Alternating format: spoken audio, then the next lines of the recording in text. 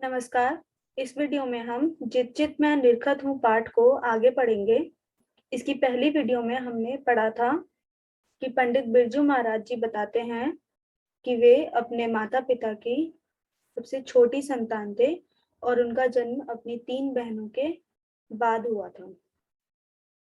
उसके बाद हमने पढ़ा कि पंडित बिरजू महाराज के जो पिताजी थे वो एक नृतक थे।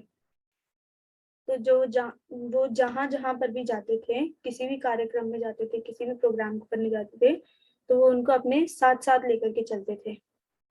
और हमने ये भी देखा कि एक नवाब का मन भा लिया था बिरजू महाराज जी ने अपने नृत्य से।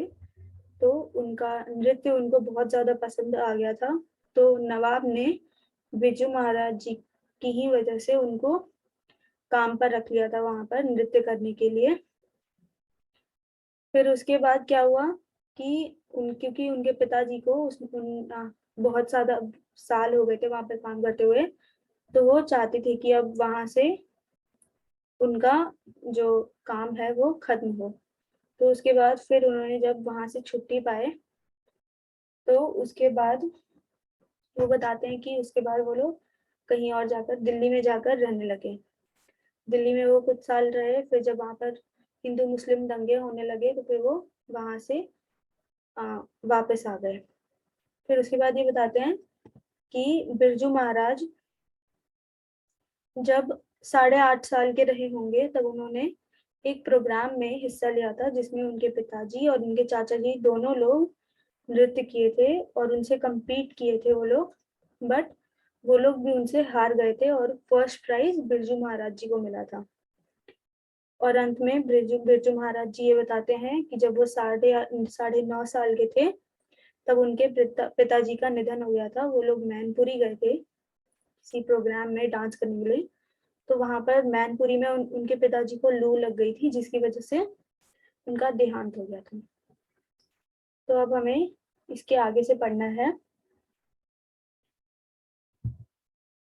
शुरू करते हैं। मुझे तालीम बाबूजी से ही मिली, गंडा भी बांधा उन्होंने मुझे। तो बिरजू महाराज जी कहते हैं कि जो उनको कथक की तालीम है, जो उनको कथक की ट्रेनिंग है, वो अपने पिताजी से ही मिली थी। और उनके पिताजी ने उनको गंडा भी बांधा था। अब गंडा क्या होता है कि इनकी एक सेरेमनी होती है जिसमें जो इनके शागिर्द होते हैं, गुरु के शागिर्द होते हैं, वो उनको गंडा बांधते हैं हाथ में। धागे की तरह होता है उनका एक गंडे बांधने की सेरेमनी होती है उनकी। तो आगे बढ़ते हैं। जब बांधा तो अम्मा से कहा, जब तक तुम्हारा लड़का मुझे नजराना नहीं देगा गंडा नहीं बांधूंगा। तो जब उनकी अम्मा ने कहा कि गंडा बांध दो, तो उनके पिताजी ने बोला कि जब तक से बिरजू महाराज जी उनको नजराना नहीं देंगे तब तक से वो उनको गंडा नहीं बांधेंगे। तो मुझे 500 रुपए के 2 प्रोग्राम मिले। जब 500 आया तो गंडा बांधा उन्होंने। तो उनको 2 प्रोग्राम्स मिले थे जिसमें उनको 500 रुपए मिले थे। तो जब उनके 500 रुपए इकट्ठे हो गए तो उन्होंने उन 500 रुपए को लेकर के नजराना दिया अपने पिताजी को, तभी उन्होंने गंडा बांधा पंडित बिरजू महाराज जी को। और कहा, इसमें से एक पैसा नहीं दूंगा। और उन्होंने कहा कि ये जो पैसा है इसमें से मैं एक भी रुपया किसी को नहीं दूंगा। यह मेरा पैसा है, मैं इसका गुरु हूँ और इसने मुझे नजराना दिया है। तो वो कहते हैं कि ये जो पैसा है इन्होंने ये मुझे नजराना दिया है, तो ये पैसा मैं किसी को भी नहीं दूंगा, ये मेरे पास ही रहेगा कि ये मेरा पैसा हो गया अब। तो 500 रुपए देकर मैंने गंडा, तो मुझे और जगत कहार एक लड़का है लखनऊ में, दोनों को एक साथ गंडा बांधा। तो शागिर्द मैं बाबूजी का हूँ। तो वो यहाँ बताते हैं कि 500 रुपए देकर उन्होंने खुद के लिए और उनके एक दोस्त थे जगत कहार, जो कि लखनऊ के ही एक लड़के थे, तो उनको दोनों लोगों ने उसी 500 रुपए में गंडा बनवाया था उनके पिताजी से। तो ये बताते हैं यहाँ पर कि ये शागिर्द जो थे वो अपने पिताजी के ही थे। आगे बढ़ते हैं। फिर पिताजी की मृत्यु हुई और उस समय मैं इतना छोटा था कि उनका दुख भी ठीक से समझ में नहीं आया। तो पंडित बिरजू महाराज जी कहते हैं कि फिर उनके पिताजी की मृत्यु हो गई थी, और उनके पिताजी की मृत्यु जब वो 9.5 साल के थे तभी हो गई थी। तो वो इतनी छोटी उम्र में थे कि जब उनके पिताजी की मृत्यु हो गई कि उनको समझ में भी नहीं आया कि वो क्या रिएक्ट करें। उनको कुछ पता ही नहीं चला ठीक से। उनके मरते ही हम लोगों के बहुत खराब दिन शुरू हो गए। तो ये यहाँ कह रहे हैं कि उनके पिताजी का जब निधन हो गया तो उनके उनका जो परिवार था उनके बहुत ही खराब दिन शुरू हो गए। कि कहा जाता है कि जब बाप मर जाता है, जब पिताजी मर जाते हैं तो ऐसा लगता है कि एक छत पर से साया हट गया है। तो उसी तरीके से ये कह रहे हैं कि बहुत ही दैनिक दिन शुरू हो गए थे। बहुत ही खराब दिन शुरू हो गए थे उनके। दैनिक स्थिति उनकी ठीक नहीं थी। उधर शंभू महाराज जी का शौक कर्ज लेकर खाना पीना, गालियां देना घर भर को। तो उधर उनके जो चाचा जी थे वो बहुत ही मतलब क्या करते थे कि कर्ज लेकर लेते थे, और उससे वो लोग ना जो भी खाना पीना और दूसरों को क्या करते थे, सिर्फ और सिर्फ बैठकर गालियां ही देते थे।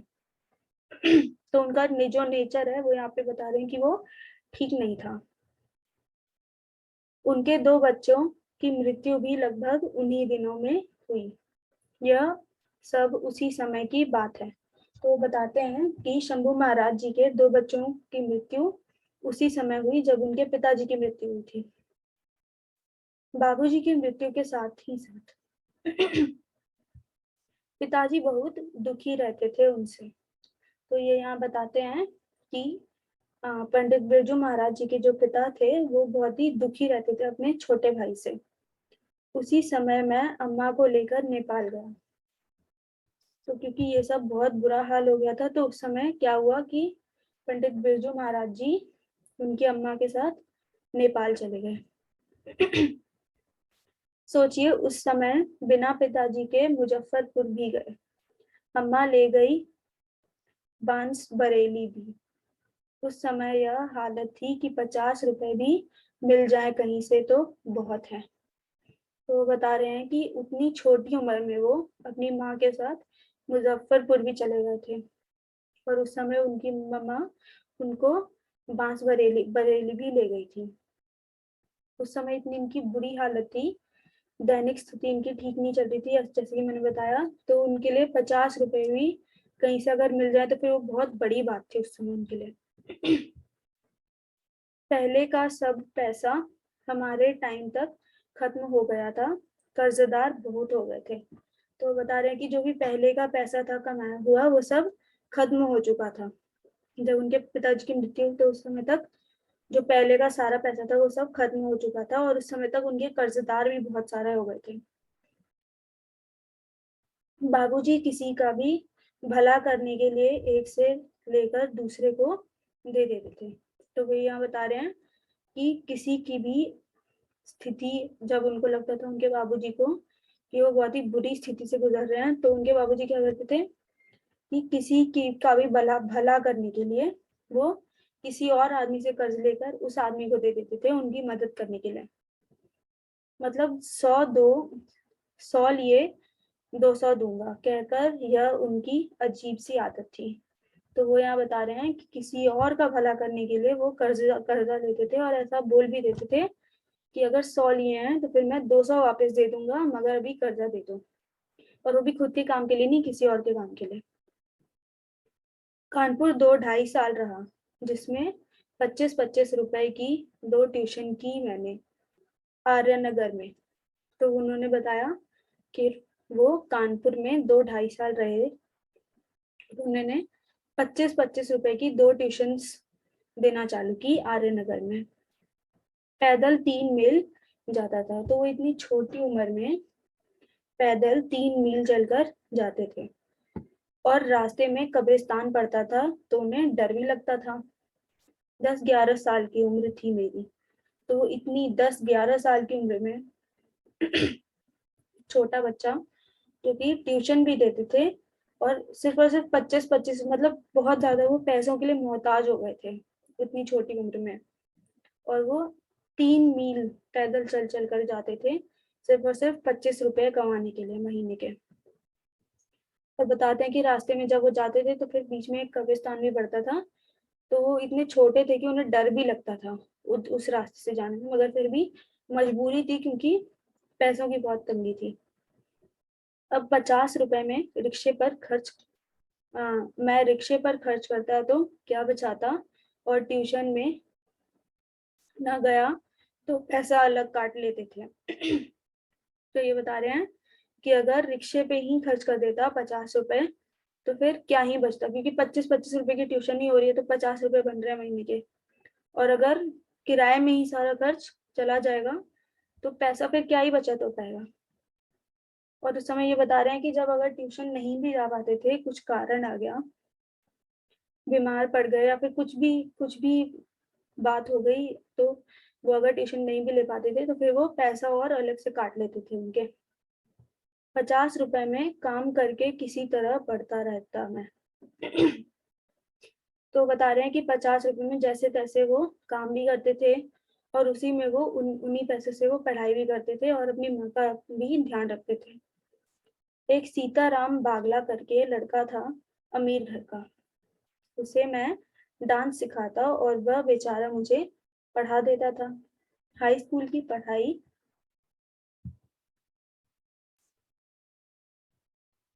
कहाँ चिंता कहाँ अम्मा, कहाँ 50 रुपए की ट्यूशन, सब बिखरा हुआ, इसलिए फेल भी हो गया, मतलब पढ़ाई अच्छी तरह नहीं कर पाया। तो बता रहे हैं कि सीताराम बागला करके उनका एक दोस्त था, वो थोड़ा अमीर घराने का बच्चा था। तो वो उनको क्या करते थे, ये उनको डांस सिखा देते थे और वो उनको थोड़ा कुछ थो, थोड़ा सा पढ़ा देते थे। तो क्या हुआ कि क्योंकि इनके ऊपर इतना बर्डन था, इनको काम भी करना था, पढ़ाई भी करनी थी, तो ये बता रहे हैं, और माँ का ख्याल भी रखना था, तो ये बता रहे हैं कि ये फेल भी हो गए क्योंकि ध्यान ही नहीं दे पाए पढ़ाई के ऊपर।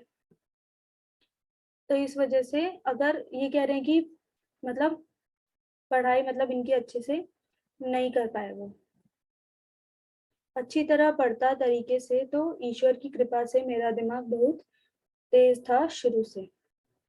तो ये कह रहे हैं कि अगर मैंने अच्छे से पढ़ाई की होती, अगर मेरे पास समय होता कंसंट्रेट करने के लिए, तो ये बता रहे हैं कि मैं काफी अच्छा परफॉर्म कर सकता था एग्जाम्स में। क्योंकि इनका काफी अच्छा कंसंट्रेशन और मेमोरी पावर था। नेपाल भी इसी दौरान गए थे, एक हमारे रिश्तेदार थे वहां, झुमक लाल करके। तो ये बता रहे हैं फिर उसी दौरान वो नेपाल चले गए थे और उनके एक रिश्तेदार थे झुमक लाल करके, उनका नाम झुमक लाल था, तो वहीं चले गए थे। तो अम्मा इसलिए ले गई कि कुछ इनाम वगैरह मिल जाए, बस यही एक कारण था। तो उनकी अम्मा उनको नेपाल लेकर चली गई कि कुछ प्रोग्राम्स वगैरह होंगे, फिर इनाम वगैरह मिल जाएगा। तो इस वजह से वो उनकी अम्मा उनको वहां पर लेकर चली गई। वहां रहे नहीं, खास प्राप्ति नहीं हुई। वहां वो लोग गए भी लेकिन वहां पर रहे नहीं, तो वहां पे उनको कुछ खास उपलब्धि नहीं हुई, कुछ खास मिला नहीं वहां पर जाकर उन्हें। जाने में मुजफ्फरपुर भी गए थे, जयपुर भी गया मैं, वहां भी कोशिश की, मतलब यह कि प्रोग्राम मिल जाए, 200-400 मिल जाए तो कुछ महीने कट जाएंगे। तो मतलब जो रास्ते में जो जो जगह पड़ रही थी, जैसे जयपुर भी गए, फिर वो मुजफ्फरपुर भी गए, तो ऐसा सोच रहे थे कि कोई 1-2 प्रोग्राम मिल जाएंगे तो फिर कुछ कमाई हो जाएगी 100-200 रुपए की, तो उसमें कुछ महीने कट जाएंगे, उनका कुछ काम चल जाएगा कुछ महीनों के लिए। ऐसी हालत थी। हम लोग रहते एक मकान में ही थे, पर ऊपर नीचे। चूल्हा शुरू से ही अलग था, महाराज जी का अपना खाना पीना, हाँ, जैसे था। पिताजी के समय से ही दादी पिता अलग रहते, चाचा अलग, और वे मारा पीटी बहुत करते थे। तो ये बता रहे हैं कि ये लोग एक ही मकान में रहते थे मगर ऊपर नीचे रहते थे। और ये बता रहे हैं कि महाराज जी यानी कि अपने पिताजी चाचा जी की बात करते हैं कि उनका खाना पीना अलग ही चलता था। और जब उनकी दादी जिंदा थी तब उसी समय से ही उनके पिताजी, दादी और चाचा सब अलग अलग रहते थे। और उनके जो चाचा जी थे शंभू महाराज जी, वो खूब मारा पीटी भी करते थे। आगे पढ़ते हैं। 14 साल की उम्र में जब मैं वापस लखनऊ आया, फेल होकर अचानक लखनऊ पहुंची मालूम करने कि लड़का जो है वह कुछ करता भी है या आवारा या गिरहट गिरहकट हो गया, वह है कहाँ। तो जब वो 14 साल की उम्र में वापस लखनऊ आए तो उनकी अम्मा उनको देखने पहुंची कि लड़का क्या कर रहा है, उनका बेटा क्या कर रहा है। तब अम्मा जी ने दिखाया मुझे कि करते तो हैं थोड़ा बहुत जो सीख पाए थे। तब कपिला जी मुझे संगीत भारती, जो पहले हिंदुस्तानी म्यूजिक डांस अकादमी था, वही संगीत भारती हो गया। तो फिर उसके बाद कपिला जी जो थी वो उन्हें संगीत भारती ले गई, जो कि पहले म्यूजिक डांस अकादमी था वो अब संगीत भारती हो गया। 6 महीने बढ़ गए तो बहुत खुश हुआ मैं। उसमें 250 रुपए मिलते थे और रहता था दरियागंज में एक दुछत्ती थी जैन साहब का मकान। अम्मा जी को यह दुखी जैनियों का मकान है, लड़के को प्याज खाने को नहीं मिल रहा है।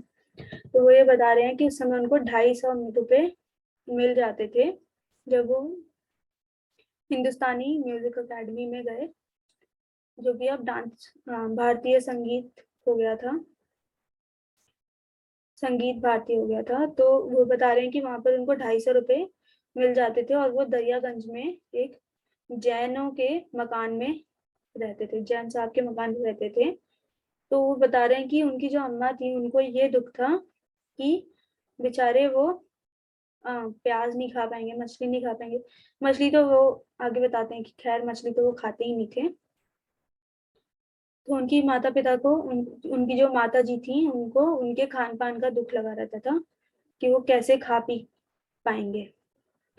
पर उसमें छोटी सी तो जगह थी। एक टेबल फैन ले लिया था। दरियागंज से 5 या 9 नंबर बस पकड़ता था। तो उन्होंने बताया कि वो एक छोटा सा तो रूम था, वहां पर एक टेबल फैन ले लिया था। तो एक टेबल फैन से उन्होंने अपना काम चलाया, बाकी वो दरियागंज से 5 या 9 नंबर की बस पकड़ते थे अपने डेस्टिनेशन तक जाने के लिए, संगीत भारती जाने के लिए।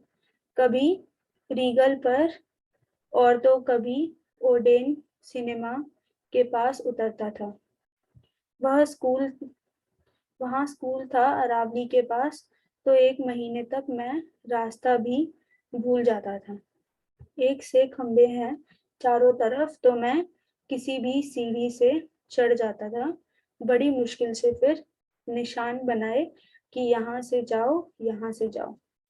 तो वो बताते हैं कि जब वो जाते थे तो उनको समझ में नहीं आता था कि किस तरफ से जाना है ना। तो बताते हैं कि वहां पे बहुत सारे मतलब चारों तरफ खंबे थे और उनको समझ में नहीं आता था, कहीं कभी कहीं चले जाते थे, कभी कहीं चले जाते थे। कुछ दिनों बाद बड़ी मुश्किल से उन्होंने सिंबल्स बनाए, साइंस बनाए कि इधर से जाना है या फिर किधर से जाना है अपने डेस्टिनेशन तक पहुंचने के लिए। हाँ, एक घटना बहुत दुखदाई रही शुरू में। बाबूजी की मृत्यु के समय बिल्कुल पैसा नहीं था घर में कि उनका दाह संस्कार किया जा सके। तो वो यहाँ पर बता रहे हैं कि उनके लिए बहुत ही ये दुखदाई घटना रही कि उनकी जब बाबूजी की मृत्यु हो गई थी तो उनके दाह संस्कार के लिए उनके पास पैसे नहीं थे। 10 दिन के अंदर सोचिए मैंने 2 प्रोग्राम किए। तो वो यहाँ बता रहे हैं कि जब उनके बाबूजी की मृत्यु हो गई तो उसी 10 दिन के अंदर उन्होंने 2 प्रोग्राम्स किए और उन 2 प्रोग्राम से 500 इकट्ठे हुए, तो 10वां और 13वीं की गई।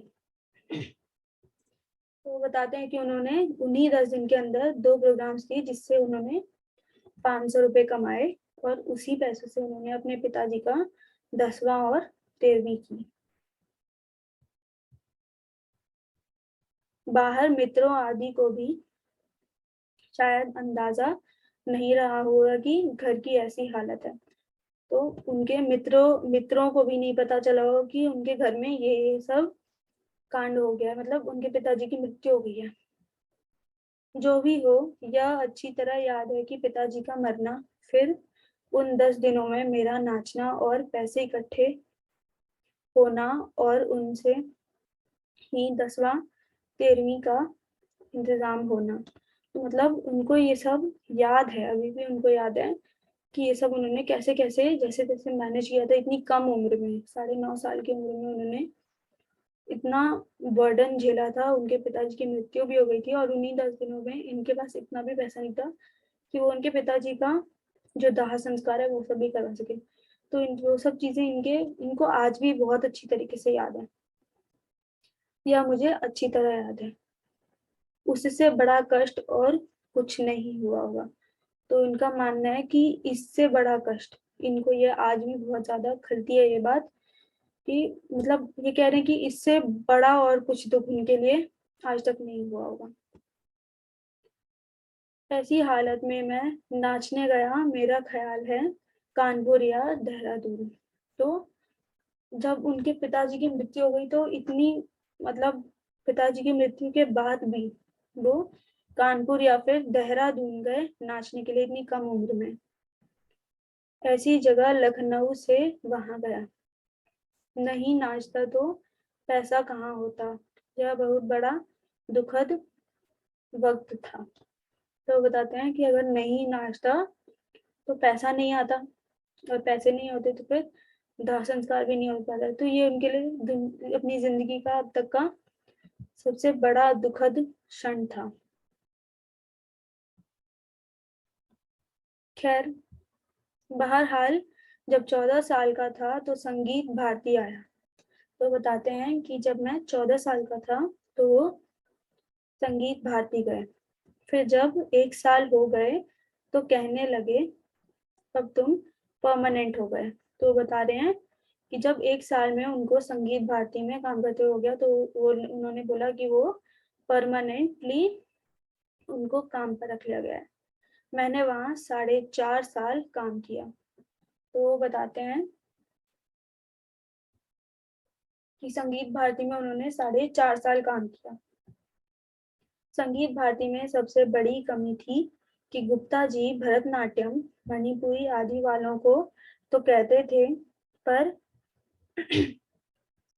बनाकर ग्रुप फिट करो, ये करो वो करो, और समझते थे कथक में 8 मिनट का रानी करना का सोलो करवा दो, बस वही काफी है। तो बताते हैं क्योंकि वो वहां पर सिखाते थे, एज अ टीचर वो वहां पे कथक सिखाते थे। तो कहते हैं कि जो गुप्ता जी थे उधर, जो मैनेजमेंट करते थे उधर का, तो वो कहते थे कि वो ज्यादातर दूसरे डांस, फोक डांसेस पर ज्यादा फोकस करते थे। और वो कहते थे जो दूसरे डांस फोक डांसेस थे जैसे कि भरतनाट्यम, मणिपुरी, तो वो उनको बोलते थे कि ग्रुप बना करके एक डांस फॉर्म तैयार करो, जो भी है उनका डांस तैयार करो। बट कथक के लिए उनका ज्यादा दिलचस्पी नहीं था और वो कहते थे 8 मिनट में जो इसका एक सोलो परफॉर्मेंस बना करके तैयार कर दो। तो ये चीज उनको बहुत बुरी लगती थी क्योंकि वो कथक में ही माहिर थे और एज अ टीचर वो चाहते थे कि कथक की भी वो भी इतना ही इम्पोर्टेंस मिले वहां पर। तो मुझे बहुत दुख होता था कि मैं कर सकता हूँ और मुझे करने नहीं देते। तो बताते हैं कि ये चीज को लेकर के उनको काफी दुख होता था कि मैं काफी कुछ इसमें कर सकता हूँ मगर उनको चांस ही नहीं मिल पाता था कुछ भी करने का।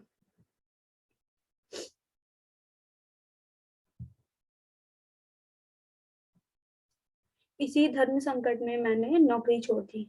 तो बता रहे हैं कि फिर इन्हीं सब कारणों की वजह से उन्होंने वहां से अपनी नौकरी छोड़ दी। करीब 56 के आसपास, तो 1956 के आसपास उन्होंने वहां से नौकरी छोड़ दी थी। लगभग 8 महीने अलग रहा, फिर वो 8 महीने वहां से नौकरी छोड़ करके फिर अलग रहे। मैं लखनऊ चला गया था, बस ऐसे ही। तब तक शंभू महाराज आ चुके थे भारतीय कला केंद्र में। तो बताते हैं कि फिर वो वहां से लखनऊ चले गए थे। फिर उसके बाद बता रहे हैं कि शंभू महाराज जो उनके चाचा जी थे वो फिर भारतीय कला केंद्र में आ चुके थे।